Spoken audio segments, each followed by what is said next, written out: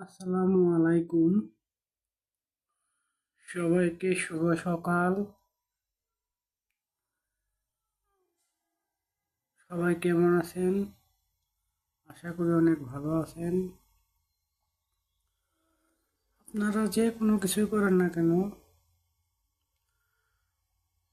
সব কিছু মনোযোগ দিয়ে করবেন। কাজ যতই ছোট হোক না কেন, তাকে অনেক গুরুত্ব দিবেন। তাহলে জীবনে অনেক কিছু করতে পারবেন। আর যদি কাজকে ছোট ভাবেন, তাহলে জীবনে কিছু করতে পারবেন না।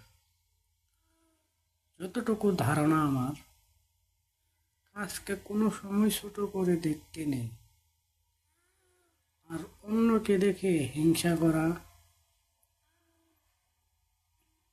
যে অন্যকে দেখে হিংসা করে তাদের জীবনে কোনোদিন সাফল্য আসবে না বা ভালো কিছু করতে পারবে না।